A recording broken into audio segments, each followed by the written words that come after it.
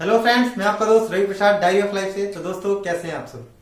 आइए साथ मिलकर जिंदगी कुछ पन्ने पलटते हैं।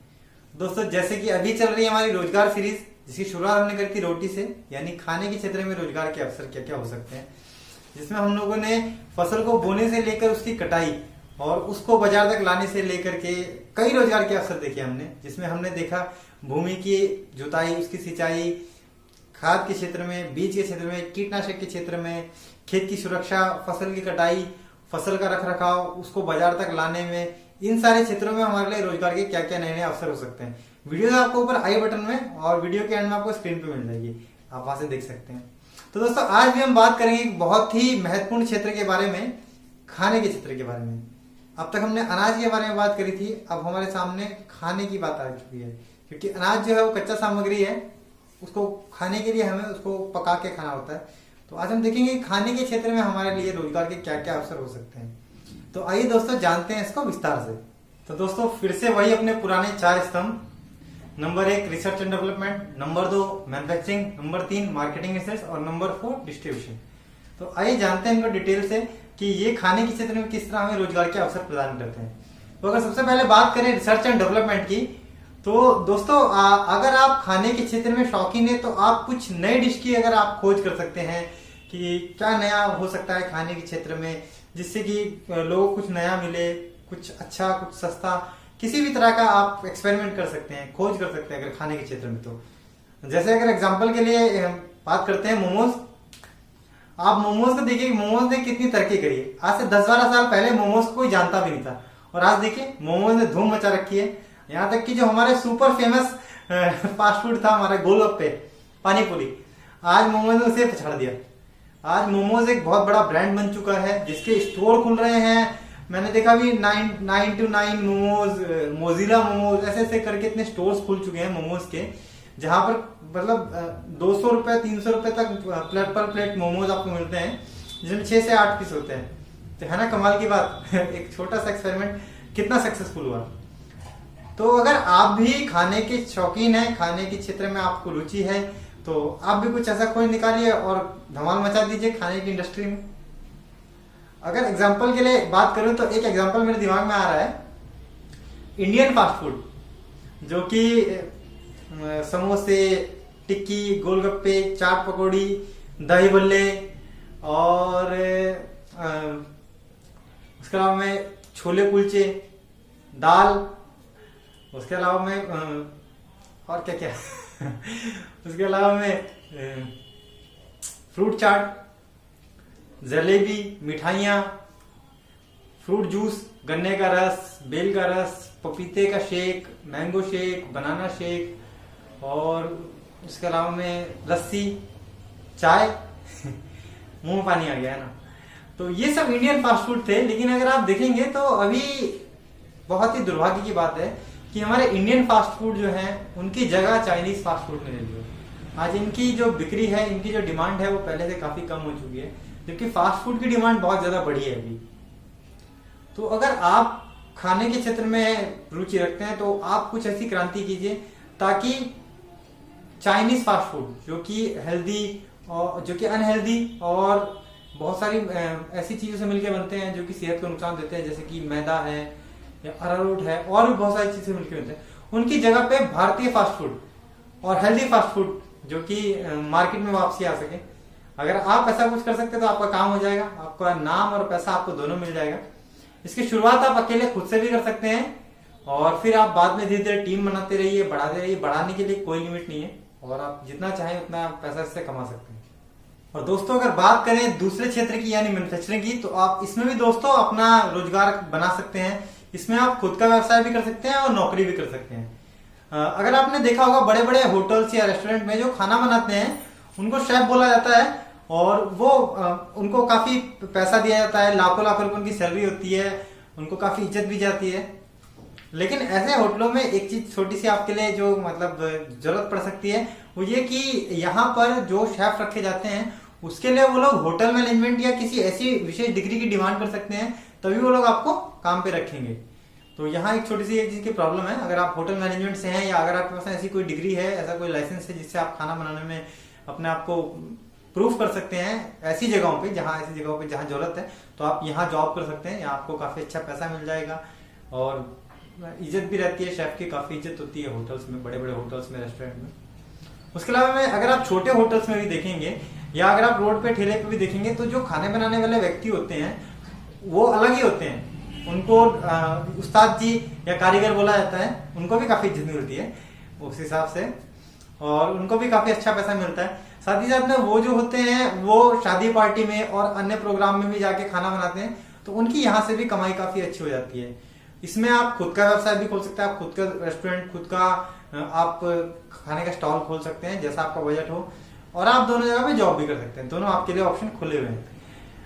और दोस्तों आपने एक चीज और देखी होगी कि अभी बाजार में बहुत सारे पैकेट बंद खाने मिलते हैं आपको, चाहे वो खाने की थाली हो, चाहे वो आपको बर्गर मिलता हो, ऐसे बहुत सारे आइटम आते हैं जो कि पैकेट बंद मिलते हैं।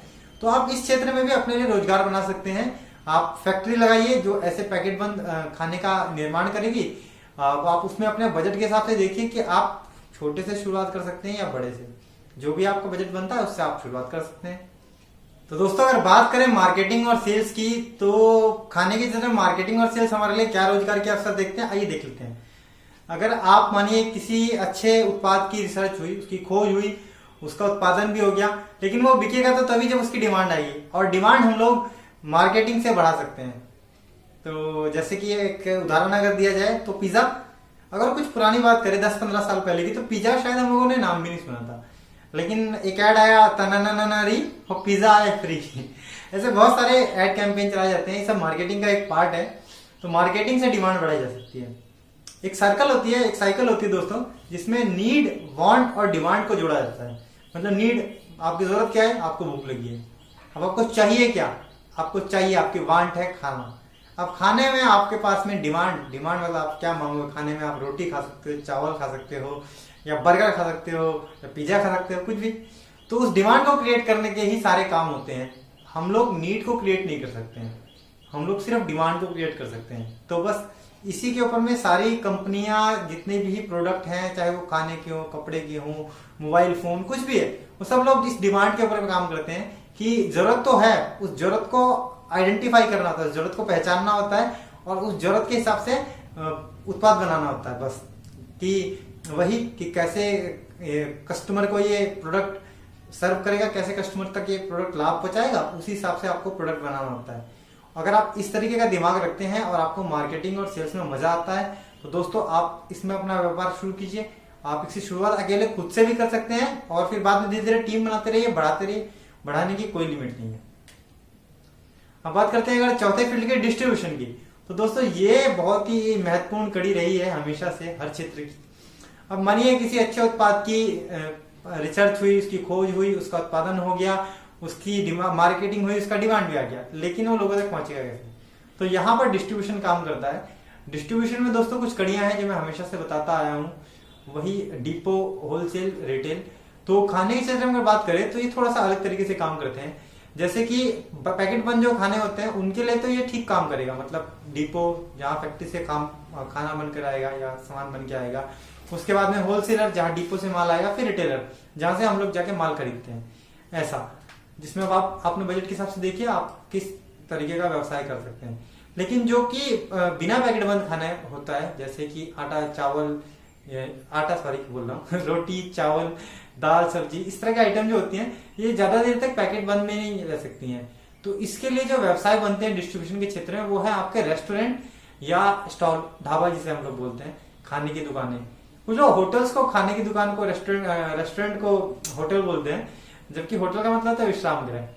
तो अगर आपको खाने खिलाने का शौक है तो आप लोग अपना रेस्टोरेंट या अपना ढाबा खोल सकते हैं। अगर बजट की प्रॉब्लम है तो आप लोग छोटे से शुरुआत कीजिए, आप रोड पे स्टॉल लगा सकते हैं। अब कुछ लोगों को शायद इस चीज में शर्म आएगी कि यार मैं रोड पे स्टॉल नहीं लगाऊंगा, तो दोस्तों इसमें शर्म वाली या दिक्कत वाली कोई बात नहीं है। दिक्कत जब है जब आप रोड पे से शुरुआत करेंगे और रोड पे ही रह जाएंगे जिंदगी भर। शुरुआत में हर किसी को स्ट्रगल होता है। अभी आप मेरा स्ट्रगल देखेंगे, मैं इतने कम एसेट से शुरुआत कर रहा हूँ कि क्या पता है, आप लोगों को खुद से भी पता लग जाता होगा वीडियोस की क्वालिटी देख के या मेरे कंटेंट को देख के कि हाँ ये मेरा स्टार्टिंग पीरियड है। लेकिन हाँ, अगर मैं जिंदगी भर यहीं अटक के रह जाऊं तो ये मेरे लिए शर्म वाली बात है, दिक्कत वाली बात है।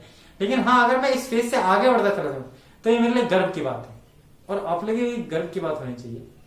लेकिन फिर भी हर इंसान का अपना अपना मन है, अगर आपका इसमें मन नहीं मानता है, जबकि जो खाना बनाने वाला बंदा होता है वो कभी भी फ्रंट डेस्क पे नहीं आता है, मतलब कि वो लोगों को फेस टू फेस डील नहीं करता, चाहे रोड पे हो या चाहे किसी बड़े रेस्टोरेंट में हो, वो हमेशा पीछे बैठ के खाना बना के ही दे रहा होता है।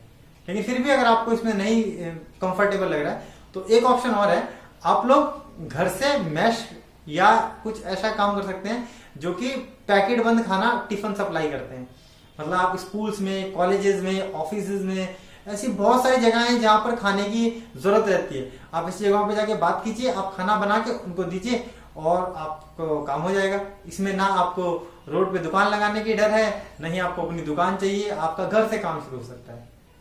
और यहाँ तक कि कुछ दुकानदार जो कि खाना बेचते हैं वो लोग रेडीमेड खाना कुछ ऐसे ही छोटे छोटे मैश वालों से खरीदते हैं कि भाई आप रेडीमेड खाना मेरे को इतने कॉस्ट पे दे दीजिए, इतने दाम पे दे दीजिए, और फिर वो आगे उसको अपने हिसाब से बेचते हैं। तो आप उन दुकानदारों से भी बात कर सकते हैं कि भैया अगर आपके यहाँ खाने की डिमांड है तो मैं आपको खाना बना के दे दूंगा और आप आगे अपने हिसाब से बेच दीजिएगा। तो दोस्तों पता है ना, जहां चाह है वहां राह है। तो जितना मेरी समझ में आया दोस्तों मैंने सब कुछ आप लोगों को बताया। अब आप लोग देखिए आपके बजट के हिसाब से, आपके समझ के हिसाब से, आपकी कवरेज के हिसाब से आपके लिए कौन सा क्षेत्र ज्यादा बेहतर है। और मुझे भी कमेंट करके बताइए कि ये वीडियो आप लोगों को कैसा लगा, क्या ये कुछ आप लोगों के लिए लाभदायक था। अगर हाँ तो दोस्तों लाइक कीजिए मेरे वीडियो को, सब्सक्राइब कीजिएगा मेरे चैनल को। मैं आपका दोस्त Ravi Prasad diary of life से जल्द मिलते हैं अगले वीडियो में। Good bye, take care.